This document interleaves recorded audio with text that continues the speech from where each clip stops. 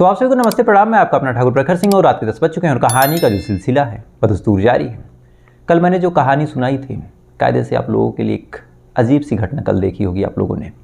सबसे पहले वही कहानी उस्मान सर ने सुनाई, उसके बाद सम सर ने, उसके बाद मैंने भी वही सुना दी। तो कायदे से इसमें सबसे ज़्यादा नुकसान अगर किसी का हुआ तो आप लोगों का जो कहानियाँ पसंद करते हैं और ये चाहते हैं कि एक ही दिन में 3 अलग अलग कहानियाँ सुनने को मिले। तो जब सम सर ने सुनाई उसके बाद मैंने सुनाई तो कई लोगों का कमेंट भी था कि आप चाहते तो दूसरे को सुना सकते थे। वैसे उनकी बात लॉजिकली देखा जाए तो सही था। मुझे ये तो डाउट था कि सम सर इस कहानी को सुनाएंगे ज़रूर, लेकिन ये नहीं पता था कि कल ही सुना देंगे। तो अपनी फील्ड का ये पेशा होता है कि सबसे पहले जो सुना दिया वही सबसे आगे माना जाता है। तो मुझे लगा कि इससे पहले कि वो सुनाए मैं सुना दूँ। हालांकि मुझसे गलती हुई, मुझे क्राइम तक से एक बार बात करके क्लियर कर लेना चाहिए था कि कहीं आज इस कहानी को सुना तो नहीं रहे। लेकिन मुझे लगा कि 1-2 दिन तो उन्हें लगेगा, तब तक मैं सुना देता हूँ। लेकिन अब शायद वो भी अपनी 5G की स्पीड में है आजकल। आज भी सेम चीज़ हुई। जिस कहानी को आज उन्होंने सुना है उस कहानी को मैंने बाकायदा सामने आई, जानकारी मिली, रिसर्च वगैरह कर ली, लेकिन मुझे लगा कि कल वाली गलती आज नहीं रिपीट करनी चाहिए। इसलिए आज मैंने क्राइम तक से जब क्लियर किया तो पता चला कि हाँ, आज वही वो सुना रहे। तब मुझे लगा कि अब कहानी तो बदलनी पड़ेगी। तो 6 बजे के बाद एक दूसरी कहानी पर जुटा, उसके बारे में पता किया, तो अब जाके एक दूसरी कहानी मिली तो मुझे लगा वो सुना देना चाहिए। लेकिन कायदे से कल मेरी गलती थी भी नहीं भी थी, क्योंकि हम सब ये चाहते हैं कि उस कहानी को सबसे पहले सुनाएं। अब कौन आगे निकल जाए। अब अगर मेरी टाइमिंग 8 बजे होती तो ये होता कि पहले प्रखर ने सुना दी, लेकिन अब मेरे 10 बजे है, उनकी 9 बजे है, तो 1 घंटे में पहला उनका हो गया, दूसरा मेरा हो गया। तो खैर ये चीज़ें लगी रहेंगी। अब सब सेम ही काम कर रहे हैं तो कौन किसके लिए रुकेगा या फिर कौन किसके लिए किसी कहानी को क्यों छोड़ेगा। तो मुझे लगा इस चीज़ के बारे में आपको बता देना चाहिए, आप लोग भी समझे, जो कि सबसे ज़्यादा आपका ही नुकसान हुआ। आप लोग इंतज़ार कर रहे थे और कहानी तीनों चैनलों पे सेम आ गई, तो डेटा और टाइम दोनों आप लोग का ही बर्बाद हुआ। हम लोगों ने तो कहानी सुनाई और किनारे हो गए। खैर ये रही एक औपचारिक बात। अब आते हैं आज की कहानी का रुख करते हैं। और आज की कहानी एक ऐसी कहानी है जिस कहानी के आगे पीछे मैं कुछ नहीं कहूँगा, सीधा सीधा कहानी का रुख करूँगा। और इस कहानी की जो शुरुआत होती है वो होती 27 सितंबर, यानी आज से 10-15 दिन पहले की बात है। 27 सितंबर को उत्तर प्रदेश में एक ज़िला लगता है बांदा ज़िले में एक थाना लगता है मटौन थाना। और इसी मटौन थाने में एक गांव है चमराहा गांव। 27 सितंबर की ये बात है। चमराहा गांव में सुबह सुबह कुछ लोग यूं ही टहलने निकले थे। अब टहलने निकले थे तो आसपास वो देख रहे थे। देखने के दौरान उनको एक अजीब सी चीज़ दिखती है। दरअसल गाँव के जितने कुत्ते थे एक झाड़ी के पास जा के रुक रहे थे। अब ये चीज़ जब वो देखते हैं तो उन्हें लगा शायद कोई जानवर हो। तो जानवर की बात जब जहन में आई कि शायद कोई जानवर मर गया होगा, तो जब ये बात आई तो फिर ये हुआ कि अगर यहीं मरा है तो यहीं बदबू करेगा, तो इससे पहले कि कुछ बदबू फैले इस जानवर को यहाँ से हटाना चाहिए। बस इसी उम्मीद के साथ गाँव वाले जो टहल रहे थे उस झाड़ी के पास जाते हैं। झाड़ी के पास जाते हैं, झाड़ी के अंदर झाँकते हैं, और जैसे ही झाँकते हैं अंदर जो कुछ देखते हैं उसे देखने के बाद चीखते हुए बाहर आते हैं। चीख इतनी तेज़ थी कि गांव के सारे लोग अब इकट्ठा हो जाते हैं। इकट्ठा होने के बाद फिर से झाड़ी के अंदर जाते हैं। जाने के बाद जब झाड़ी के अंदर देखते हैं तो अंदर एक महिला की बिना कपड़ों के, बिना सर के, बिना उंगली की डेड बॉडी मिलती है। यानी एक डेड बॉडी जिसके तन पे ना तो कोई कपड़ा था, ना ही धड़ के ऊपर का सर था, ना ही हाथों में कोई उंगलियां थीं। अब ये चीज़ जैसे ही गाँव वाले देखते हैं, देखने के बाद पहले तो बदहवास आनन फानन में पुलिस को फ़ोन किया। मटौन थाना मौके पे भागा पहुंचा। पहुंचने के बाद पुलिस वाले भी बॉडी देख के सन कि ये कैसी बॉडी है। क्योंकि आमतौर पे डेड बॉडी मिलना आम बात है, लेकिन इस हिसाब से बॉडी मिलना, और ख़ासकर एक महिला की बिना कपड़ों की, बिना सर की, बिना उंगली की, तो पुलिस वालों के लिए भी एक सर चकराने वाला मामला। बहरहाल पुलिस वाले बॉडी को कब्जे में लेते हैं। लेने के बाद उसको पोस्टमार्टम के लिए भेजते हैं। भेजने के बाद अब जाँच पड़ताल शुरू। तो जाँच पड़ताल में सबसे पहले गाँव वालों से पूछा गया कि ये महिला कौन है, क्या आपके गांव की है। अब ये चीज़ जब गांव वालों से पूछी गई तो गांव वालों ने सीधा सीधा मना कर दिया और कहा नहीं साहब, ये महिला ना तो हमारे गांव की है और ना ही हम इसको जानते हैं। अच्छा, इसी बीच एक चीज़ और हुई। जब पुलिस वाले आते हैं और साथ ही पोस्टमार्टम के लिए बॉडी के पास जाते हैं कब्र करने के लिए, तो उस घटना से जैसे ही थोड़ा सा और आगे बढ़ते हैं तो लगभग 50 से 100 मीटर दूर की बात है, एक दूसरा फ़ोन पुलिस वालों के पास आता है। और दूसरा फ़ोन करने वाला शख्स बताता है कि साहब यहाँ पे एक महिला का सर पड़ा हुआ है। यानी बॉडी कहीं और थी, सर कहीं और मिलता है। पुलिस की टीम वहाँ भागी भागी पहुँची। अब सर देखा गया तो सर की भी हालत ऐसी थी कि उसे देखने के बाद पुलिस वालों के पसीने छूट गए थे, क्योंकि जो बाल थे वो उखड़े हुए थे, चेहरे पे भी कुछ चोट के निशान थे, गर्दन कटी हुई थी और ऐसा देखने में लग रहा था कि गर्दन भले ही काटी गई लेकिन चेहरे को बिगाड़ने का प्रयास किया गया। अब बॉडी कहीं और मिली, उसके बाद सर कहीं और मिला। दोनों चीज़ें लेके पोस्टमार्टम के लिए भेजा गया। इधर गांव वालों से पूछताछ हो रही। गांव वाले हैं कि उन्हें कोई जानकारी ही नहीं। अब क्या करें? इसके बाद पुलिस वालों ने आसपास के इलाकों में इत्तला कर दिया कि किसी के घर की कोई महिला गायब हो, किसी के घर का कोई ऐसा सदस्य जो कुछ जानता हो, या फिर किसी थाने में कोई गुमशुदगी की रिपोर्ट हो तो आएँ और हमें इत्तला करें। साथ ही अब पुलिस वाले इस मामले में आसपास के इलाकों के गांव के जितने प्रधान थे, गांव के ऐसे लोग जिनसे पुलिस वालों का संबंध था, जितने लोग पुलिस वालों के मुखबिर थे, उन तमाम लोगों को पुलिस वालों ने फिर से एक्टिव किया। एक्टिव करने के बाद उनसे कहा कि आपके इलाके की अगर कोई महिला गायब हो तो उसके बारे में आप हमें जानकारी दीजिए। साथ ही कोई ऐसी महिला जो कही जा रही हो कि वो किसी रिश्तेदार के यहाँ गई है या फिर किसी दोस्त के यहाँ गई है, कहीं मायके चली गई है, ससुराल चली गई है, लेकिन उसके जाने आने पे, उसके ऐसे बोलने पे, उसके घर वालों के ऐसे बयान पे अगर किसी को कहीं भी थोड़ा सा भी डाउट हो रहा हो तो आप लोग हमें बताइए। आपकी नाम, आपकी पहचान, तमाम चीज़ें गुप्त रखी जाएंगी और इस मामले में हम कुछ कार्रवाई कर लेंगे। पुलिस वालों ने जब ये पासा फेंका तो पुलिस वालों को उम्मीद थी कि ऐसे पासे में अक्सर कई मामले सुलझ जाते हैं, लेकिन इत्तेफाक देखिए कि यहाँ भी इस मामले में कोई फ़ायदा नहीं। किसी भी मुखबिर से कोई जानकारी ही नहीं मिल रही। पुलिस वालों के पास ये उम्मीद तो थी कि सारे मुखबिर जब लगाएंगे, सारे घोड़े खोल देंगे तो कोई ना कोई बता देगा कि साहब मेरे गांव की एक महिला गायब है, या फिर एक महिला जो मायके गई है, एक महिला जो ससुराल चली गई है, एक महिला जो किसी रिश्तेदार के यहाँ गई है। लेकिन किस्मत का खेल देखिए कि कहीं भी किसी भी मुखबिर के मुंह से ऐसी कोई इनपुट या फिर ऐसी कोई जानकारी मिली ही नहीं जिससे पुलिस वालों को डाउट हो। अब पुलिस वाले क्या करें? सबसे पहले लोगों से पूछताछ करके देख लिया, साथ ही अब अपने मुखबिर एक्टिव कर लिए, लेकिन कहीं से जब कोई जानकारी मिली नहीं तो वहाँ के जो पुलिस अधीक्षक जिनका नाम था अंकुर अग्रवाल, एसपी साहब, अंकुर अग्रवाल साहब को लगा कि ये केस जो है जितना सिंपल देख रहा है और जिस हिसाब से बॉडी के साथ ब्रूटलिटी की गई है, यानी पहले कत्ल करना, कत्ल करने के बाद गर्दन को काटना, काटने के बाद फिर उंगली काट लेना, चेहरे को बिगाड़ने का प्रयास किया जाना, तो ये तमाम चीज़ें इस तरफ इशारा कर रही है कि जो भी कातिल है, पहली बात तो बहुत बड़ा हैवान है, और दूसरी सबसे बड़ी बात यह है कि कातिल बहुत ही शातिर है। क्योंकि कातिल को खूब पता था कि पहले गर्दन काट देनी है, उसके बाद चेहरा भी अगर हम बिगाड़ देंगे और अगर हम फिंगरप्रिंट मिटाने के लिए उंगली ही काट लेंगे तो लाश की शिनाख्त करना बहुत मुश्किल और लगभग नामुमकिन हो जाएगा। अब ये चीज़ जब अंकुर अग्रवाल साहब को लगा तो उन्होंने फिर कुछ दूसरा तरीका अपनाया। उन्होंने कहा कि अब इस केस को मैं अपने तरीके से सुलझाऊंगा। सबसे पहले उन्होंने पूरे उत्तर प्रदेश के जितने थाने थे और बांदा जिले के आसपास जितने ज़िले थे, उन तमाम थानों में, उन तमाम ज़िलों में, उनके कोतवालियों में इस महिला से मिलता जुलता डिटेलिंग भेजना और साथ ही ये खबर लगाना कि क्या किसी भी ज़िले में या फिर किसी भी थाने में कोई भी गुमशुदगी की रिपोर्ट दर्ज हुई है क्या। अब ये चीज़ अंकुर अग्रवाल जब भेजते हैं, भेजने के बाद अब उनका अपना एक सिस्टम था, उस सिस्टम के हिसाब से अलग अलग इलाकों में खबर लगाते हैं, अलग अलग थानों में ये पता लगवाते हैं, उनके जितने मुखबिर थे, उनके जितने लोग थे, उन तमाम लोगों को जब एक्टिव करते हैं कि अगर कहीं से कोई महिला गायब हो, कोई महिला जो नहीं दिख रही हो, या फिर कोई ऐसा शख्स जो बेहद घबराया हुआ हो, जो अचानक से घर छोड़ के भाग गया हो, अगर ऐसी कोई जानकारी हो पूरे उत्तर प्रदेश में से कहीं भी और बांदा जिले के आसपास जितने भी ज़िले हैं, तो वहाँ से फिर कुछ मामला बनाया जाए।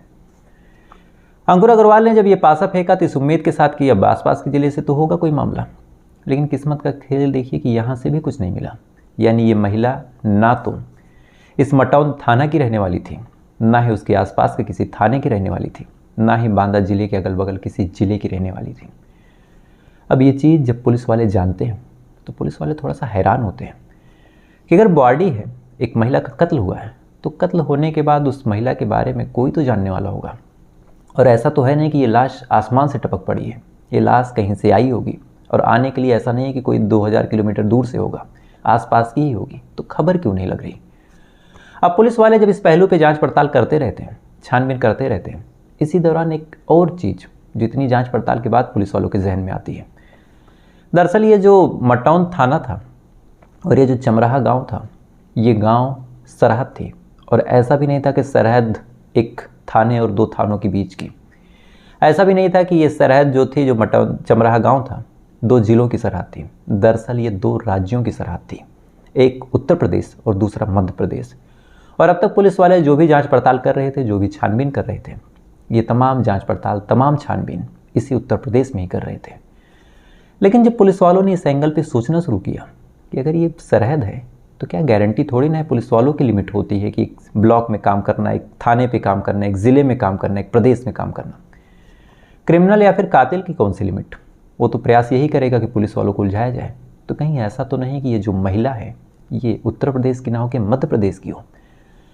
अब जब इस थ्योरी पे पुलिस वालों ने सोचा तो फ़ौरन अंकुर अग्रवाल जो थे, उन्होंने बगल के थाने और बगल के उस मध्य प्रदेश के अंतर्गत जितने थाने आते थे, खासकर उस सटे इलाके में, वहाँ के कोतवाल से, वहाँ के एसपी साहब से, वहाँ के थानों से बातचीत की और कहा कि एक काम कीजिए, आपके थानों में जितनी भी महिलाओं के, जितनी भी ऐसी गुमशुदगी की रिपोर्ट दर्ज हो और आपके मामले में जितने भी ऐसे संदिग्ध लगे हों, वो तमाम डिटेलिंग आप हमें भेज दीजिए। अब इधर के एसपी साहब का आदेश हुआ, बगल वाले थाने ने भी सीरियसली लिया, मध्य प्रदेश के जितने थाने थे उन्होंने भी गंभीरता से लिया, और सब ने अलग अलग गुमशुदगी की जितनी रिपोर्ट थी, जितनी चीज़ें थी, वो तमाम चीज़ें भेजी। अच्छा, इस केस में एक दिक्कत और थी कि आमतौर पे जो पहचान करने का तरीका होता है, आदमी कपड़ों से मैच कराया जाता है कि गायब हुई महिला ने ये पहने थे, बॉडी मिली तो कैसी मिली, लेकिन यहाँ तो महिला ने कोई कपड़े पहने ही नहीं थे। बहरहाल पुलिस वालों ने हिम्मत नहीं हारी और लगभग 100 ऐसे मामले मध्य प्रदेश से निकल के सामने आए जो सितंबर महीने में गुमशुदगी के थे, यानी सितंबर महीने में जो महिलाएं गायब हुई थी। अलग अलग थानों से 100 ऐसे मामले अब अंकुर अग्रवाल के टेबल पे पड़े थे। अब अंकुर अग्रवाल सर के जब टेबल पे वो मामले पड़े तो इन्होंने फिर फिल्टर करना शुरू किया कि कैसी महिला हो सकती है। तब तक पोस्टमार्टम रिपोर्ट भी आ चुकी थी, तो क्या एज रही होगी, क्या क्राइटेरिया रहा होगा, क्या कदकाठी रही होगी, कैसा कलर रहा होगा। इन तमाम चीज़ों को फिल्टर करते करते, तमाम चीज़ों को बारीकी से जांच पड़ताल करते रहते, छानबीन करते करते अंत में एक ऐसी गुमशुदगी की रिपोर्ट थी जिस पे कुछ डाउट हुआ। और ये गुमशुदगी की रिपोर्ट मध्य प्रदेश का एक ज़िला है छतरपुर, और इसी छतरपुर में एक थाना लगता है गौरिहार थाना, और इसी गौरिहार थाना में ये रिपोर्ट दर्ज हुई थी। फ़ौरन पुलिस ने गौरिहार थाने में कांटेक्ट किया और कहा कि इस रिपोर्ट के बारे में आप हमें बताइए। तो इसके बारे में फिर वहाँ के पुलिस वालों ने जवाब दिया कि सर, ये एक गांव है, पहरा गांव, और इसी गांव की रहने वाली एक माया देवी है, इसकी गुमशुदगी की रिपोर्ट है। फ़ौरन पुलिस वाले अब जांच पड़ताल करने के लिए पहरा गांव जाते हैं, माया देवी की गुमशुदगी की रिपोर्ट को बारीकी से खंगालने। तो जब बारीकी से खंगालते हैं और तमाम चीज़ों को जब जीरो इन करते हैं तो अंत में जो संदिग्ध निकल के सामने आते हैं वो संदिग्ध कोई और नहीं, गायब हुई महिला माया देवी के परिवार वाले ही होते हैं, जैसे उसका पति, उसके दोनों बच्चे और एक भतीजा। अब जब ये लोग संदिग्ध होते हैं और इनकी मौजूदगी ऐसा लगा कि हाँ क्राइम सीन के आसपास थी, तो फ़ौरन जो अंकुर अग्रवाल साहब थे उन्होंने फिर माया देवी के पति राजकुमार अहिरवार, उनके बेटे सूरज और दूसरे बेटे बजेश को उठाया। उठाने के बाद बांदा जिला लाते हैं। लाने के बाद जब पूछताछ करते हैं तो फिर ये सारे लोग फूट फूट के रोने लगते हैं और रोने के बाद पूरी कहानी बताते हैं। और इस कहानी के हिसाब से कहीं ना कहीं पुलिस वाले भी शक्ते में आ जाते हैं कि ऐसा कैसे हो सकता है। दरअसल जो माया देवी थी, लगभग साल 2014-15 में उसकी शादी हुई थी। शादी होने के बाद पति से ज़्यादा बनी नहीं और उसने अपने पति को छोड़ दिया। पति को छोड़ने के बाद अकेले ही जीवन गुजारने लगी, और इसी अकेला जीवन गुजारने के दौरान माया देवी की जो मुलाकात है वो हो जाती है राजकुमार अहिरवार से। अब राजकुमार अहिरवार भी पहले से शादीशुदा था, उसकी पत्नी की मौत हो चुकी थी। पत्नी ने जाते जवाते 2 बच्चों की जिम्मेदारी, जिसमें से एक का नाम था सूरज और दूसरे का नाम था बजेश, दोनों की जिम्मेदारी राजकुमार के ऊपर छोड़ दी। अब इधर राजकुमार भी अपने बच्चों को पालता पोसता, उसको अच्छी ज़िंदगी देने की कोशिश कर रहा था। इसी दौरान उसकी मुलाकात माया देवी से हुई। अब माया देवी से जब उसकी मुलाकात हुई, जब बातचीत आगे बढ़ी तो कहीं ना कहीं राजकुमार को माया का जो नेचर था वो बड़ा अच्छा लगा। राजकुमार ने भी सोचा कि बच्चे हैं, माँ का प्यार मिल नहीं रहा, मासूम है, छोटे हैं, तो अगर माया से मेरी शादी हो जाए तो शादी होने के बाद बच्चों को माँ का प्यार मिल जाएगा। इधर माया के आसपास कोई है नहीं, सर पे छत नहीं है, तो माया को भी एक सहारा मिल जाएगा, दोनों ही खुश रहेंगे। लिहाजा फिर राजकुमार ने सोचा कि एक बार माया से बात करते हैं। उसने माया से बात की माया ने भी हाँ बोल दिया। इसके बाद माया और राजकुमार ने शादी कर ली। उसके बाद एक छत के नीचे माया, राजकुमार और राजकुमार की पहली पत्नी से जो बच्चे थे दोनों, सूरज और बजेश, रहने लगे। अब रहने के बाद सारे लोग एकदम इत्मीनान से रह रहे हैं, खुशी खुशी, न कोई कलह, न कोई झगड़ा, न कोई विवाद, सारे लोग कायदे से रह रहे हैं। लेकिन जैसे जैसे वक्त गुजर रहा था, एक और चीज़ होने लगी थी घर में। दरअसल जो बड़ा बेटा था वो तो बड़ा खुश था, लेकिन जो छोटा बेटा था बजेश, वो थोड़ा परेशान रहने लगा। अब छोटा बेटा जब परेशान रहने लगा तो फिर पिता ने कहा कि बेटा क्या हुआ। अब जब ये सवाल पिता पूछे तो बेटा आनाकानी करने लगे कि नहीं पिताजी, कोई बात नहीं है, कोई दिक्कत नहीं, मैं ठीक हूँ। लेकिन लगातार बेटा इधर परेशान है। कायदे से अब नई माँ आई थी तो बेटे को खुश रहना चाहिए था, लेकिन फिर परेशान। पिता को थोड़ा सा डाउट हुआ।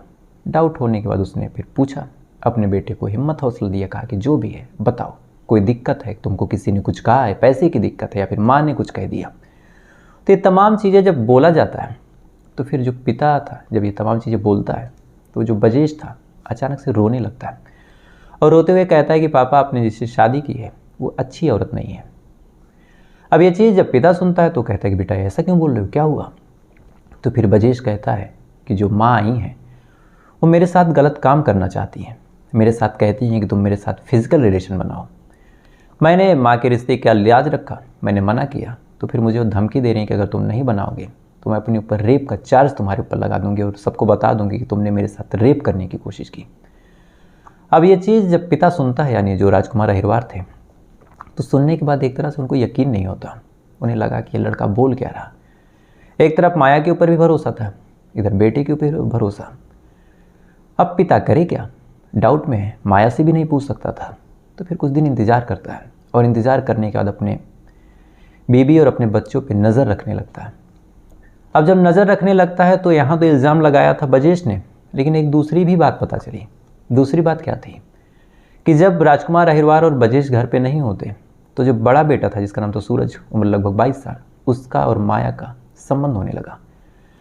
माया अपने ही पति के बच्चे के साथ, अपने पति के बेटे के साथ बिस्तर पे इंटीमेट यानी फिजिकल रिलेशन बना रही थी।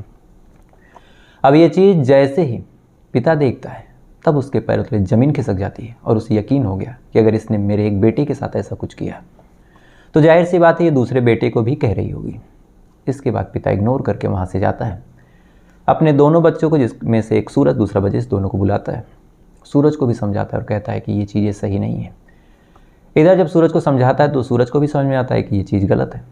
फिर वो कहता है कि तुम्हारा जो छोटा भाई है वो फंस चुका है, अगर वो संबंध नहीं बनाएगा तो वो फालतू में फंसा देगी, इधर तुमको भी फंसा रही, कल को तुम्हें भी कुछ कह दे, इसीलिए अब इसको रास्ते से हटाना पड़ेगा।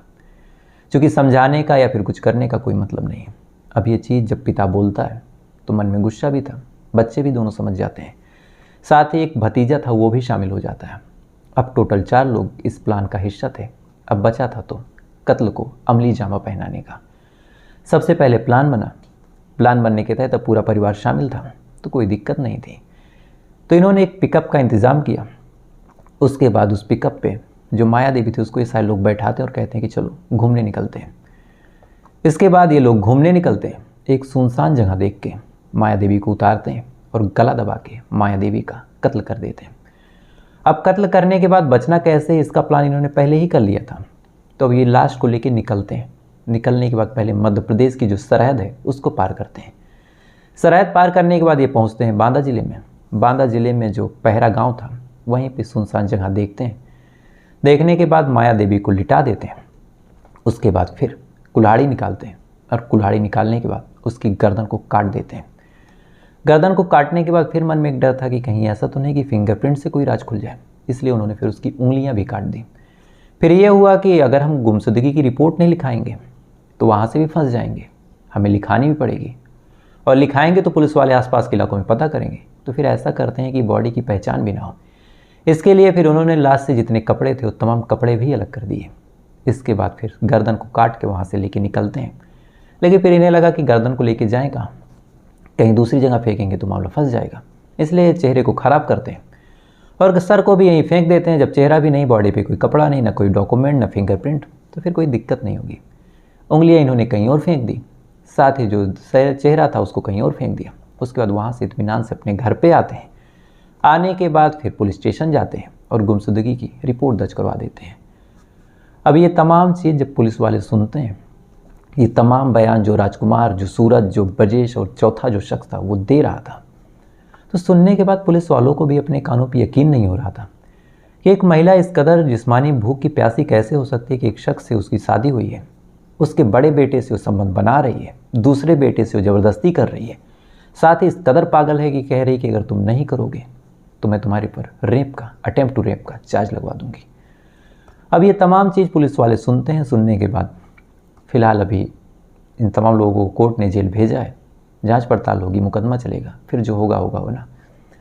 लेकिन बड़ी ताज्जुब की बात है कि एक महिला एक आदमी से शादी करे, उसके बेटे से संबंध और दूसरे बेटे से भी ज़बरदस्ती, तो किस टाइप की ये महिला रही होगी।